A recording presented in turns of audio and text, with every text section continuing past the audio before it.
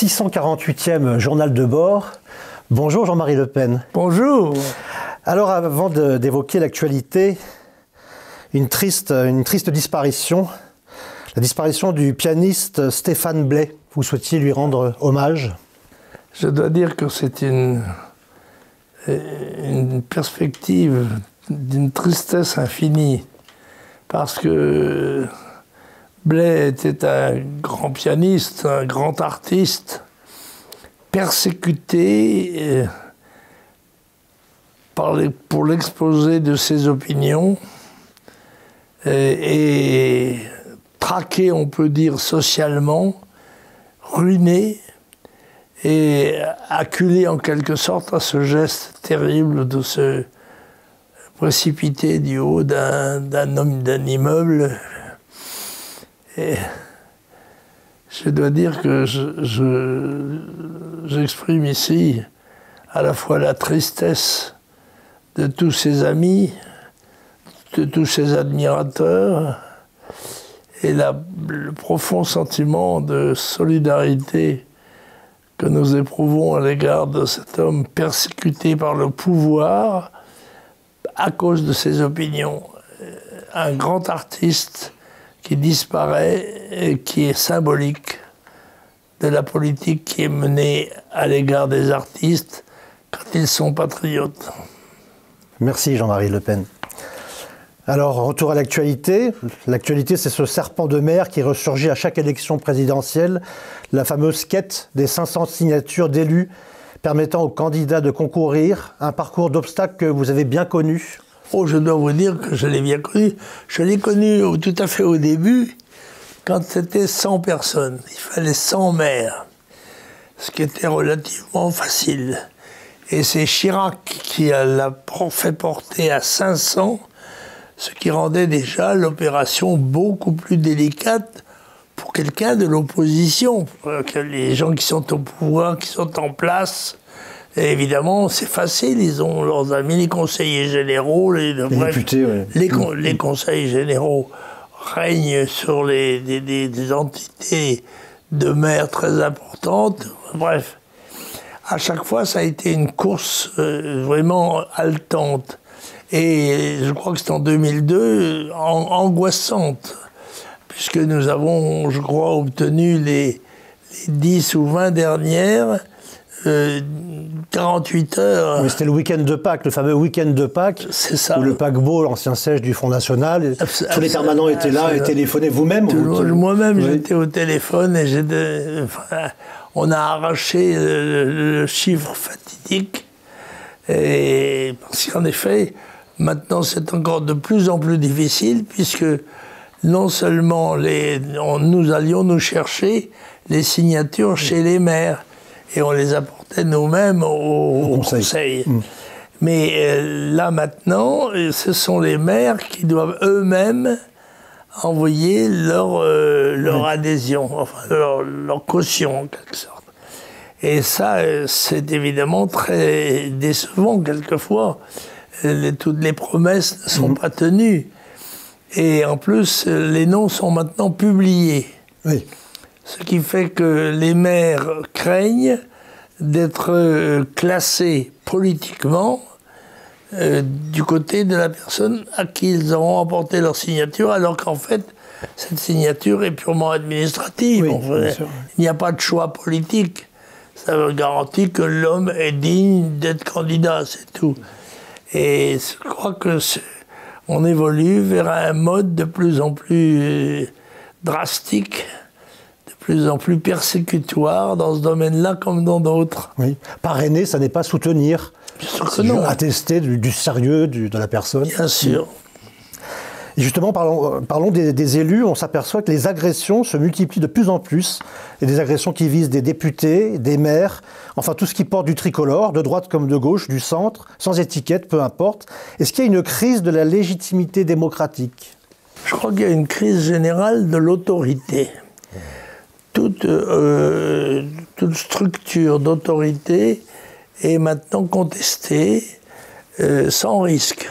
Car c'est ça le problème. Qu'à la vérité, ces agressions d'élus devrait être sévèrement réprimé. Or, la conjonction à la fois des poursuites policières, mais aussi des jugements.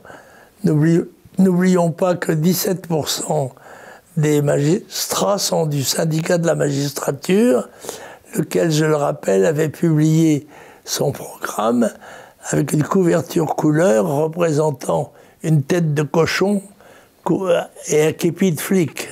Voilà, c'est dire ce que ça pensait. Et ces gens-là sont en place. Nous sommes jugés. Moi, dans l'affaire de Mantes-la-Jolie, par exemple, moi j'ai été jugé par un juge rouge, comme cela, qui publiquement faisait état, par ses gestes, de son hostilité à mon égard. Il refusait même de regarder la projection montrant que vous étiez l'agressé, non l'agresseur. Il tournait volontairement son fauteuil. C'était une femme d'ailleurs, Madame Martre, qui est devenue présidente du syndicat de la magistrature.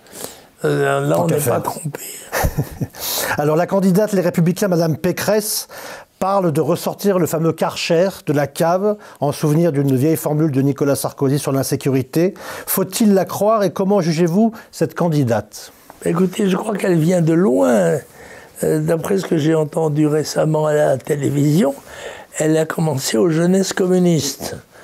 Alors c'est une formation qui prédispose à certains compromis avec la réalité, la vérité, et surtout à avoir dans sa formation déjà une hostilité contre les idées nationales et de droite. Alors qu'elle soit aujourd'hui, moi je l'appelle Madame Pécheresse, soit aujourd'hui la candidate de la droite molle modérée, est quelque chose d'extravagant, mais je pense qu'elle ne va pas faire un très long parcours et qu'elle sera battue au départ. Elle était dans les jeunesses communistes, comme Jacques Chirac vendait l'humanité lorsqu'il était jeune étudiant à Sciences Po. Exactement. Oui. Et on reste marqué tout de même par sa jeunesse. Quelle que soit l'évolution que la société ou votre ambition vous impose. Chirac disait « Je suis resté fidèle aux options politiques de ma jeunesse ». C'est ça. Alors parmi ces propositions, Marine Le Pen est favorable à l'abaissement de la majorité pénale à 16 ans.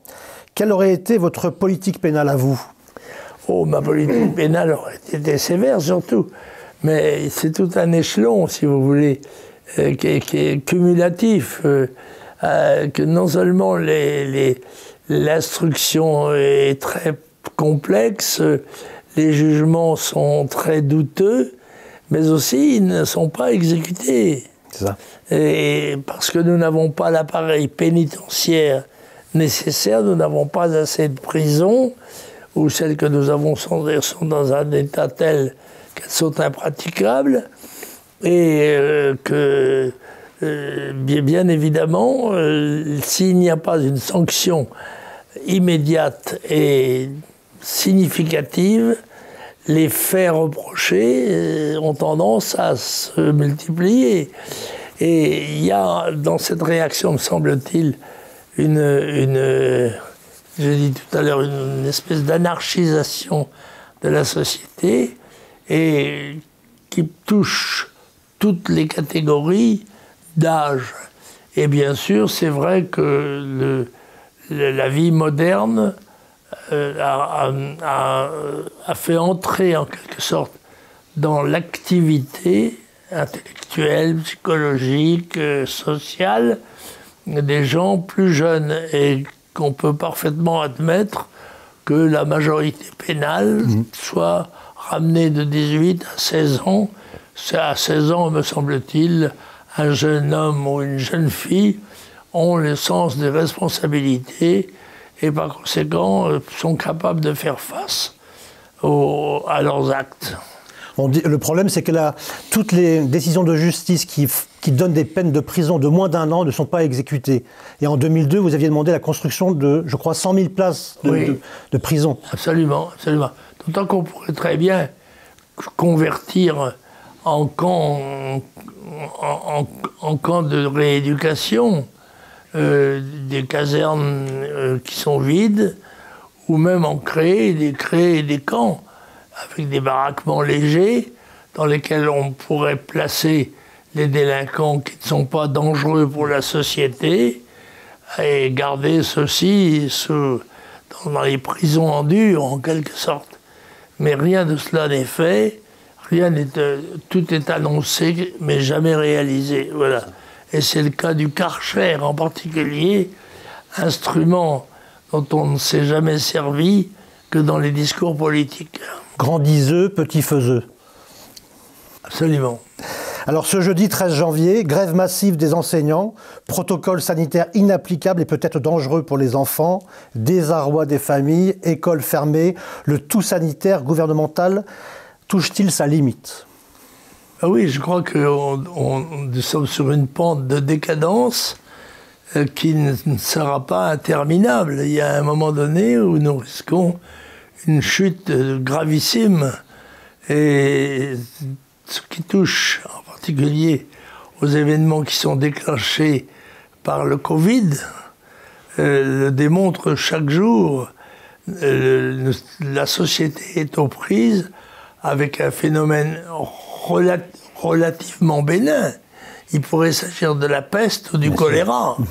Mais c'est, je crois, pour nous tous, un bon enseignement de ce qu'il faudra faire pour mettre les Français à l'abri, soit d'une guerre bactériologique, soit même d'une épidémie gravissime, d'une maladie mortelle. Et cela, je pense qu'on peut tirer bénéfice de cette expérience douloureuse dont on ne connaît pas d'ailleurs encore les limites, ni celles du gouvernement qui est amené à réagir pratiquement au jour le jour de l'évolution de la maladie. On ne peut pas non plus lui faire grief de ne pas prévoir l'imprévisible. Bien sûr. Écoutez, merci pour toutes ces réponses et nous vous retrouvons la semaine prochaine. Bien sûr. Au revoir Jean-Marie Le Pen. À bientôt. Au revoir.